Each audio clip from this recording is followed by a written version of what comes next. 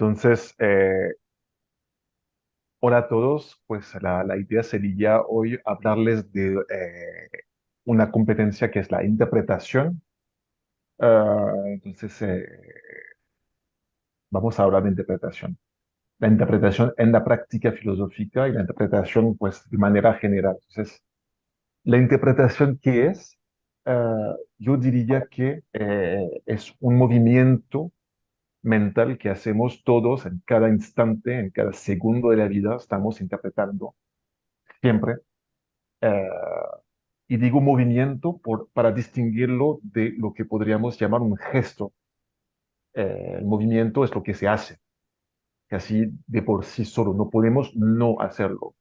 Y el gesto sería el hecho de reforzarlo, muscularlo para hacerlo conscientemente, dándole una orientación razonable. Eh, pero bueno, no solamente en práctica filosófica se trabaja la interpretación, sino que también, por ejemplo, en el psicoanálisis, donde se interpreta los sueños, se interpreta la vida misma, pero en este caso hay una asimetría porque es el psicoanalista más que todo que interpreta, y no tanto el paciente, lo cual pasa también con interpretaciones de arte. Hay autoridades que interpretan y espectadores que reciben la interpretación. En el caso de la práctica filosófica se trata de ofrecer eh, a un sujeto practicar este gesto, a reforzar este gesto, atreverse eh, a interpretar y, y sí, en este sentido parece admirable. Sí. Bueno, no sé cómo lo ven ustedes. Mercedes, por ejemplo, ¿cómo lo ves tú, A la mí interpretación? me ha gustado mucho esa idea diferencia que has hecho entre el movimiento y el gesto, nunca lo había pensado, pero es verdad que el movimiento sería algo más inconsciente, más natural, más fluido, el gesto es ya más definido, ya sabes en qué consiste, ¿no?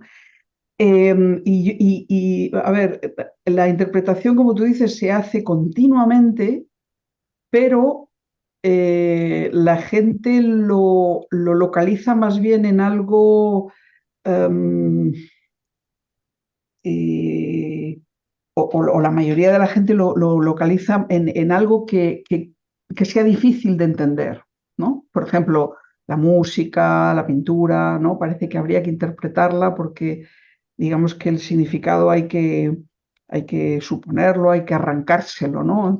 Hay que pensarlo un poco. Y eso también estaría, pues, por ejemplo, en todo el lenguaje simbólico, en los cuentos, ¿no? Ahí es donde más se ve que la interpretación es necesaria porque además intuimos de manera muy rápida que hay un mensaje que tenemos que revelar, ¿no? Que hacer que se revele. Y ahí es donde más se ve en ese tipo de cosas que hay bueno, también como tú decías de los sueños, ahí es donde se ve que hay un esfuerzo que hacer para traducir, para sacarle el mensaje, para sacar alguna enseñanza también, en el caso de los cuentos, ¿no? O de la poesía.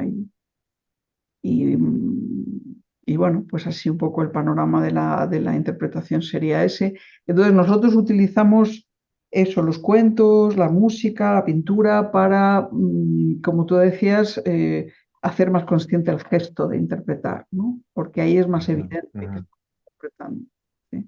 Sí. A ver, tú dices que hay cosas difíciles de comprender, donde uno entiende fácilmente que hay que interpretar.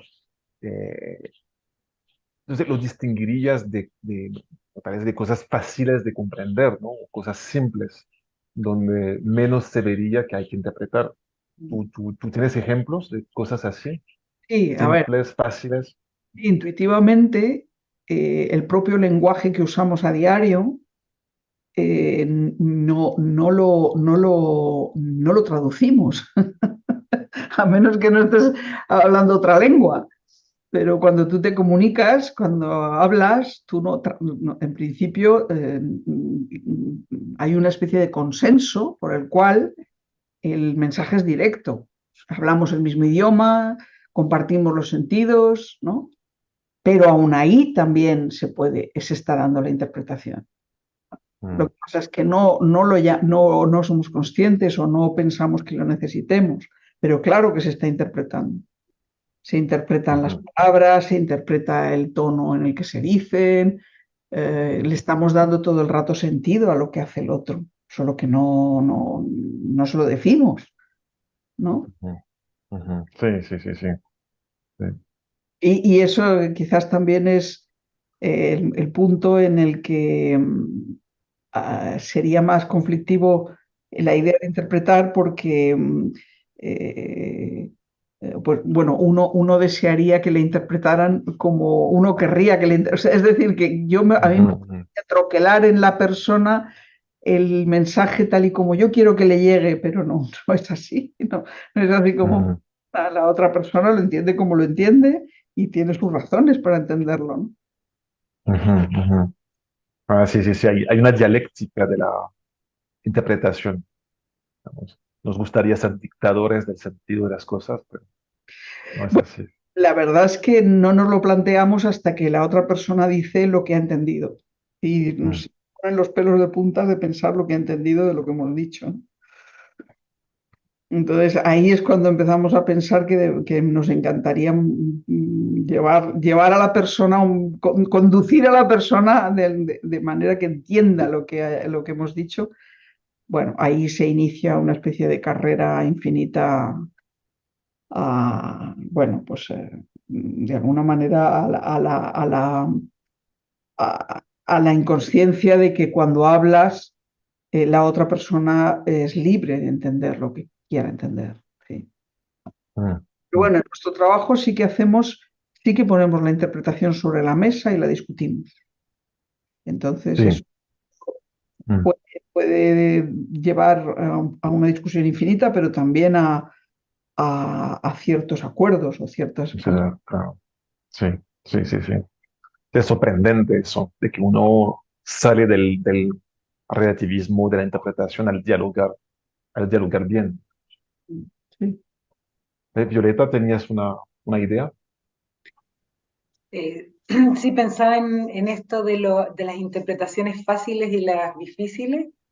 Pienso que hay dos gestos diferentes que llamamos interpretar.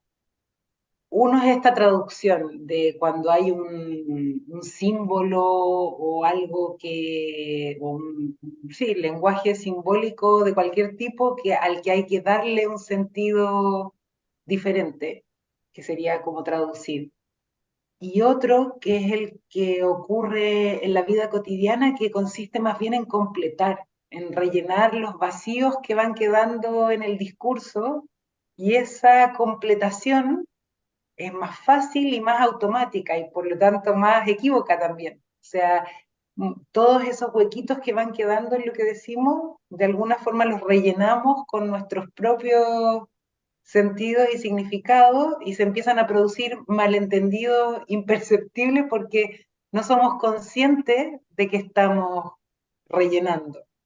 Y pienso que ese también es, es el tipo de interpretación más cotidiana, que sorprende mucho cuando se pone sobre la mesa y nos damos cuenta de cómo completamos de diferentes maneras cosas que nos parecían evidentes. Entonces, el gesto de traducir pienso que es un gesto más aprendido, más artificial y por lo tanto más consciente.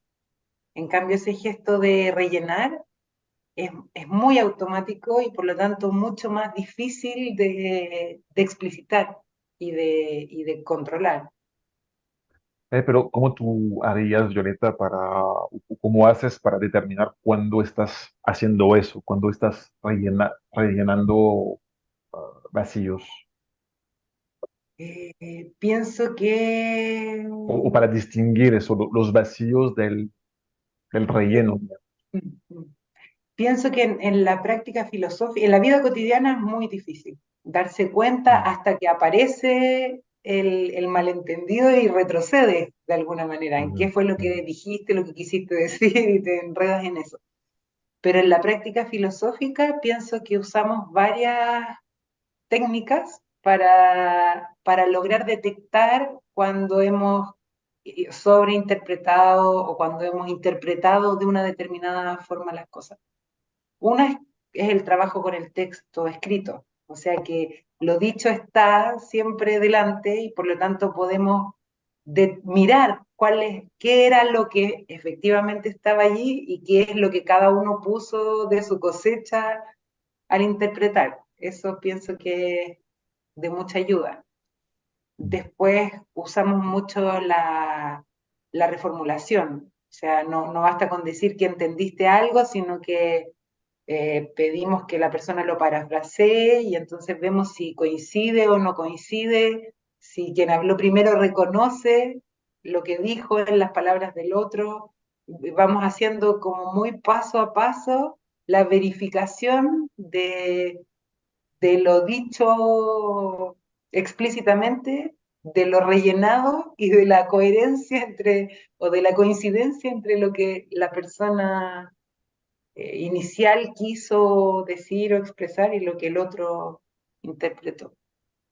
También eso te hace tomar conciencia de los vacíos que dejaste, porque tampoco los vemos. O sea, la mayoría de las veces pensamos que dijimos mucho más de lo que efectivamente dijimos, y entonces recurrimos a esa muletilla es que lo que yo quise decir, como si lo hubiéramos dicho, pero en realidad dejamos ahí unos huecos por los que se coló a veces legítimamente la interpretación del otro. Sí, Lluvia. Siguiendo con esto que comentaba Violeta sobre rellenar huecos, bueno, o poner sentido a las cosas. Pienso en los ejercicios ya que hacemos en el taller de prácticas filosóficas. A mí una cosa que me sorprende mucho es, por ejemplo, con los talleres que hacemos de pintura, ¿no? De que buscamos, no sé, que la gente les ponga un título, que encuentre 5 elementos que se relacionen con ese título, que los describan. Y al momento de revisar las interpretaciones, veo una gran variedad de títulos que no me hubiera imaginado y eso me sorprende. Partimos del mismo cuadro, pero el darle sentido desde las perspectivas de cada quien, ¿no?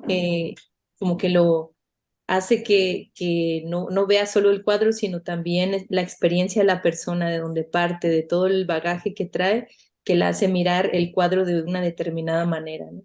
Y, y bueno, puede tener sentido cuando ya explica y fundamenta en dónde ve eso que titula de esa forma, ¿no? Y hay veces que se encuentran problemas, hay veces que no, pero me sorprende siempre la variedad de cosas que se encuentran en la interpretación de las obras, ¿no? Por ejemplo, a mí en los cuadros me sorprende más, en el texto no tanto, porque como que las palabras igual y no te dejan volar tanto, ¿no? Pero los cuadros sí que me alucino.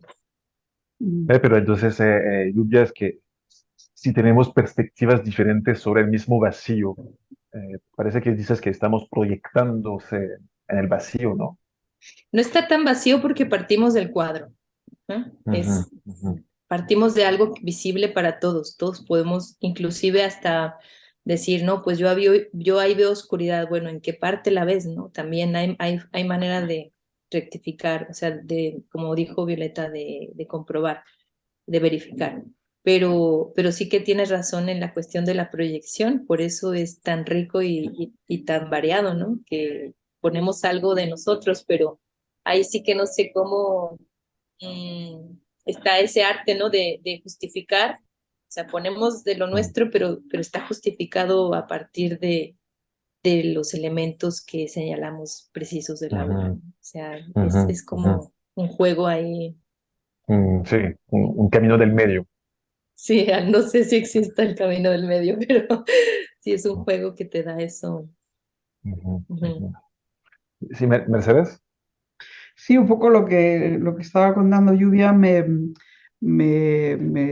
recuerda un poco a la idea de que nosotros trabajamos precisamente la interpretación para que el sujeto se revele, para que Mm, se manifieste de alguna manera su forma de pensar. No deja de ser un cuadro, un texto, un cuento, una especie como de prueba o de provocación para que esa persona se exprese y manifieste de alguna manera cuál es su pensamiento, ¿no?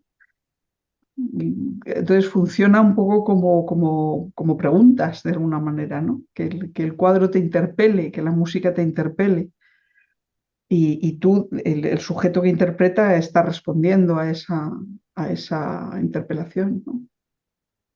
Mm. Y sí, Violeta. Sí, que ese efecto que describe Mercedes de revelarse a través de la interpretación, pienso que es muy poderoso cuando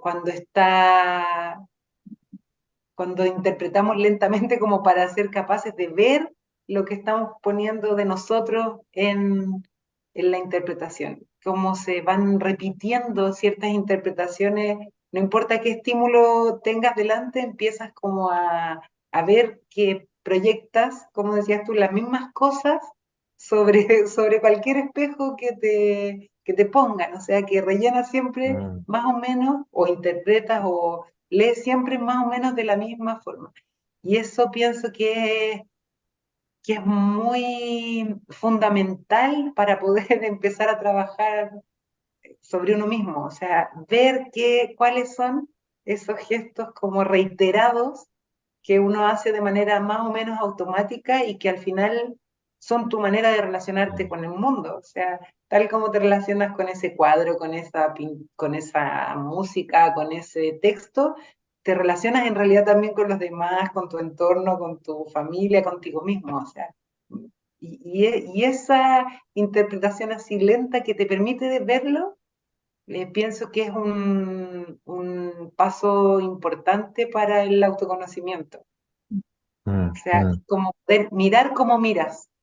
Sí, pero ahí estás interpretando el intérprete, ¿no? Claro, Habría que interpretar exactamente. el intérprete. Mm, Mm, sí. ok. ¿Y Nadia? También algo bonito de los talleres que hacemos de los ejercicios de interpretación, particularmente, es que buscamos puntos de unión que sean intersubjetivos u objetivos de alguna manera. Y creo que eso es interesante porque en nuestra época, sobre todo, está la idea de que cualquier interpretación vale y mientras sea tuya, siempre decimos o decimos comúnmente en la vida cotidiana, bueno, pero es tu interpretación, ¿no? Como diciendo, cualquier cosa que digas, mientras sea tuya, es posible o vale. Y aquí en el taller tenemos el atrevimiento para nuestra época de llamarle mala interpretación a ciertas interpretaciones que se salen completamente de cualquier punto en común o que no toman nada de, por ejemplo, de una pintura o de un texto. Y eso creo que es interesante argumentarlo, ¿no? Porque es una buena o una mala interpretación, qué la hace buena o qué la hace mala y por qué. Y clasificarlo así nos ayuda también a ver cuándo hacemos demasiada proyección o demasiada sordera ante lo que está enfrente. Eso es un buen punto de los ejercicios. Tú dices el atrevimiento, tenemos el atrevimiento de hablar de mala interpretación, es decir, que una cierta valentía, ¿no? Pero ¿qué sería el peligro frente de nosotros, digamos, a decir a alguien, estás malinterpretando, de qué nos Mm, pueden acusar? ¿No dice eso? Bueno, yo lo decía porque hoy está mal visto decir que hay una mala interpretación, porque justo como todas se valen, decir de entrada que podría haber una mala pareciera que es algo que atenta contra nuestro tiempo, ¿no? Contra la idea de que las interpretaciones son buenas solo porque son tuyas. Ujú. Y bueno, en ese sentido, pues llamaba que nos atrevemos a ir en contra de la época, de ser como catalogados de, no sé si de cerrados o de, mm, como de autoritarios. No es nunca que nosotros digamos tal cual como profesores que es una mala interpretación, sino que el grupo juzgue y que además argumente, porque alguien puede decir es una mala interpretación y resulta que es una interpretación poco común, pero aceptable, ¿no? Entonces vamos Ujú, ujú, viéndolo. No es nada más simplemente catalogarlo, pero sí es algo que no es muy común hoy en día. ujú. ¿Sí, Mercedes? Un poco al hilo de lo que dice Nadia, me, me viene a la cabeza un poco la gente que eso reivindica el hecho de que cualquier interpretación suya es válida, pues porque es dueña y señora de lo que interprete. Eh, eh, ay, se me olvida lo que iba a decir.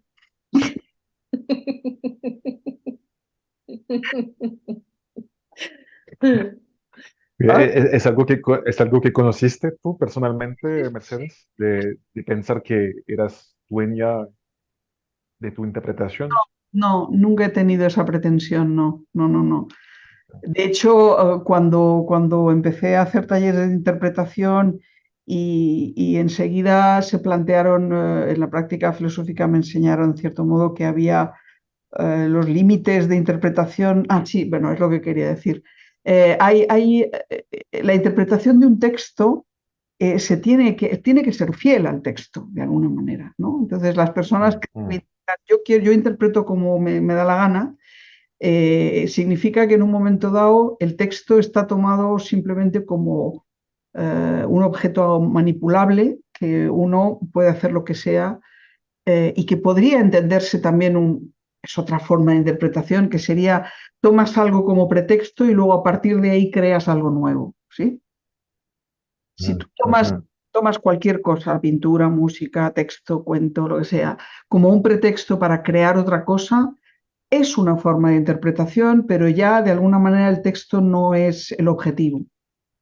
Entonces, esto sería lo mismo que si tú en una consulta filosófica, que de alguna manera, como decías tú, Amelia, pues estás interpretando a la persona, estás leyendo la persona, en cierto modo, Mm, ¿no? ujú, Bueno, la persona, ujú. texto, pero hay hay un afán de objetividad, hay un afán de fidelidad al objeto que estás interpretando, ¿no? Sí, Eh, Sobre todo en el caso de un sujeto, que estás interpretando un sujeto, no solamente tienes que ser fiel, sino también respetuoso de su libertad, ¿no?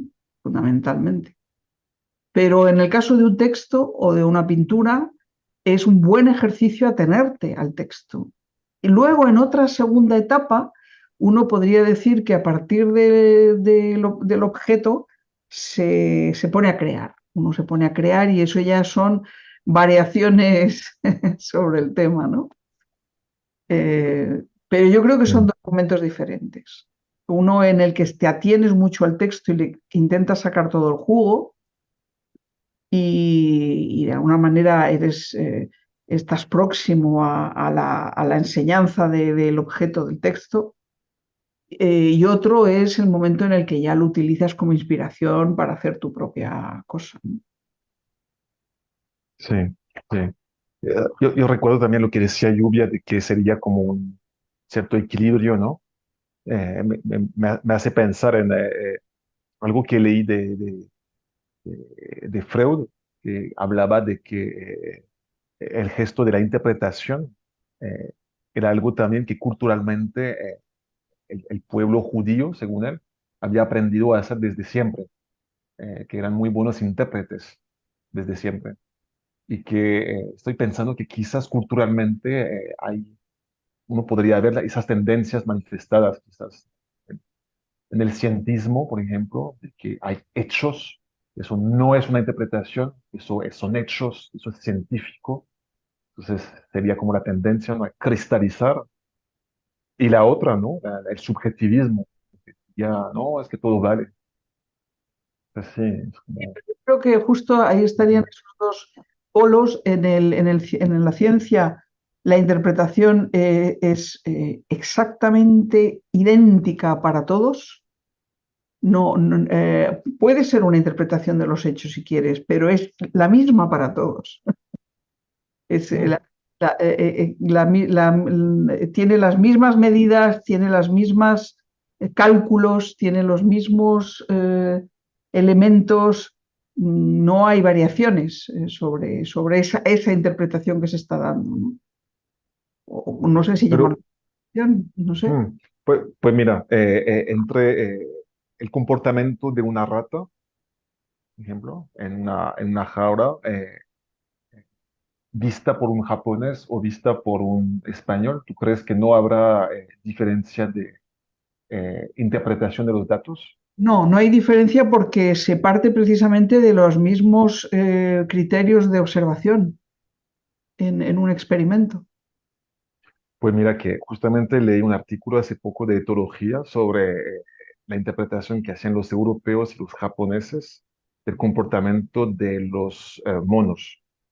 Y con base a los mismos datos, los japoneses ven la manifestación de una cultura no humana y los europeos no la ven, ven manifestación de mecanismo. Entonces, ahí veo que hay interpretación distinta con base a el hecho de que ciertos monos lavan las papas. Sí, Ujú, pero ¿cómo es la cosa? Los monos que lavan las papas, una de las cosas que decían es que precisamente son comportamientos que no son heredados, que están creados de alguna manera por experiencia vital, podríamos decir, y que luego lo transmiten por educación a los monitos. ujú, ujú. Sí, Entonces, por es eso le llamaban cultura. sí, sí, los japoneses lo llaman cultura. Bueno, es que tal y como lo describían los japoneses, es que los europeos deberían llamarlo también cultura. O sea, no sé exactamente.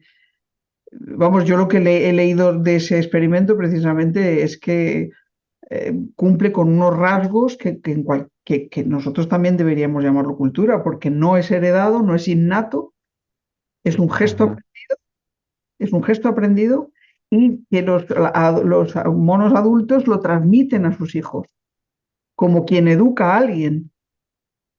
Y si sí, esos monos mueren, el resto de los monos no lo conocen, ese gesto. ujú, ujú. Sí, corresponde a lo que es una cultura. Sí. Es cultura, o sea Pe- que. Pero bueno, no Pero, es había visto que sí, había visto que por un tema de que en Europa hemos tenido tanto problema con el antropocentrismo, de que ya hablar de cultura para un animal nos parece un tabú, es como algo que no, ahí no podemos meternos. Entonces, algo nos impide interpretar en este sentido. ya. De todas maneras, estás hablando de ciencias, no ciencias exactas, Ah, no no, sí, hablando de sí, sí, física, química, sí. todo. Ah, sí, sí, Más son ciencias blandas. claro. Entonces, en las duras, los experimentos son iguales para los japoneses que para los chinos, Ajá, para los sí, sí, sí, sí, sí. juegos. Los experimentos, a ver, algún grupo de científicos puede cambiar los criterios. Pero si cambian los criterios, cualquier otro científico puede reproducir ese experimento. Ujú, ujú, Es que lo que va a salir al final de la interpretación está puesto desde el principio, porque los criterios delimitan la experiencia.